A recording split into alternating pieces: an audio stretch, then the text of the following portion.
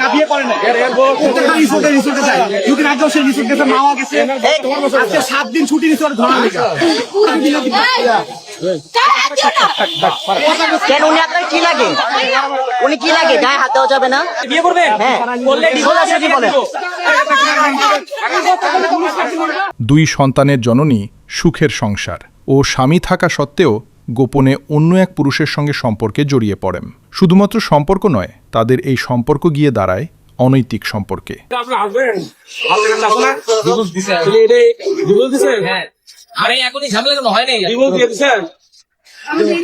জান নাই। মানে ওর যে সব কাহিনী, এরা রিসোর্টে চলে যায়, প্রত্যেকটা রিসোর্টের পুম্বের নামের কাছে। বিভিন্ন আবাসিক হোটেল, রিসোর্ট সহ বিভিন্ন স্থানে প্রেমিককে নিয়ে সময় কাটান। সবকিছু জানার পরেও স্ত্রীকে কোনোভাবেই ধরতে পারছিলেন না।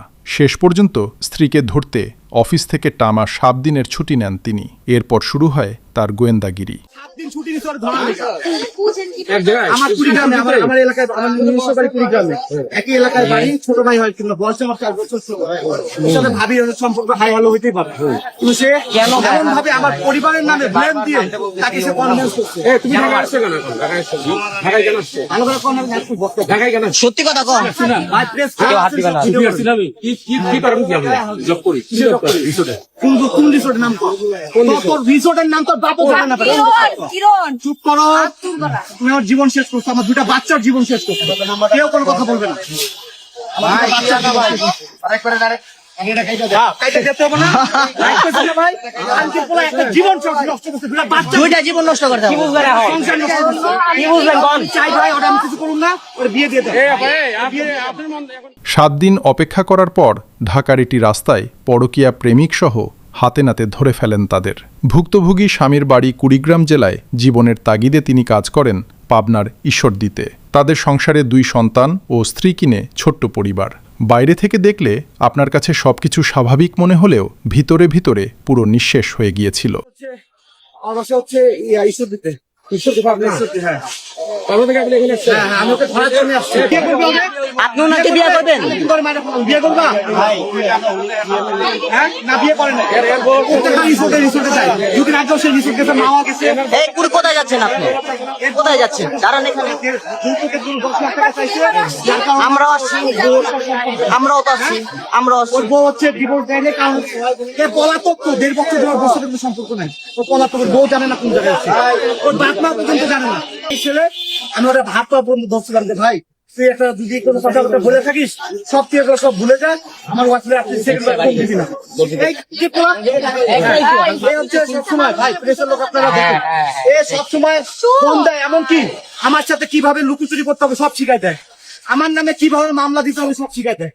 ও সব তার স্ত্রী যে পুরুষের সাথে সম্পর্কে জড়িয়ে পড়েছেন তা দূরের কেউ নয়, এলাকার ছোট ভাই। বিষয়টি জানতে পারার পর সংসার বাঁচানোর জন্য তিনি বহু চেষ্টা করেন। এমনকি একাধিকবার স্ত্রীকে বুঝিয়েছেন, কিন্তু তাতে কোনো ফল হয়নি। উল্টো পরকীয়া প্রেমিক নাকি তার স্ত্রীকে সংসার কিভাবে ঝামেলা সৃষ্টি করতে হবে সেই পরামর্শ দিত। কেন উনি আপনার কি লাগে? উনি কি লাগে? গায়ে হাত দেওয়া যাবে না?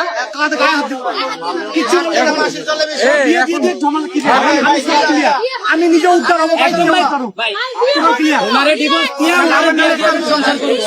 5 বছর 6 বছর বাচ্চা আমি নিয়ে নেবো, সমস্যা নেই, কিন্তু বিয়ে করাই দিয়ে হিসাব ক্লিয়ার করে দেন, নাহলে পরে ভাই কি আপনি বক্তব্য মন্তব্য বলেন, আপনি কি বিয়ে করবেন না ছেড়ে দিবেন? কি করবেন? বিয়ে করবে, ও যে অপরাধ করবে তাকে মেরে ফেলবে।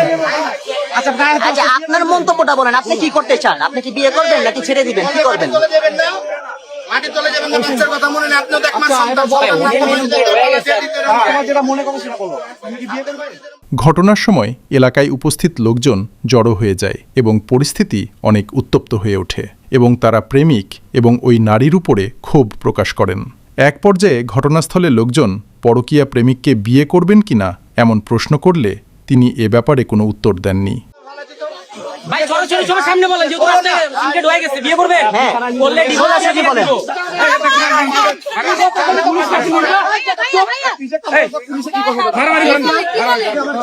ভাই উনি মহিলা মানুষ, তাহলে ভাই আমি যদি পুরুষ হতো না তো মারা দিতাম। এদিকে ভুক্তভোগী স্বামী জানিয়েছেন তিনি শুধু তার সংসারটাকেই বাঁচাতে চেয়েছিলেন। 2 সন্তানের ভবিষ্যতের কথা চিন্তা করে অনেকবার স্ত্রীকে ক্ষমা করেছেন, কিন্তু এখন তিনি আর এই সম্পর্ক স্থায়ী করতে চান না।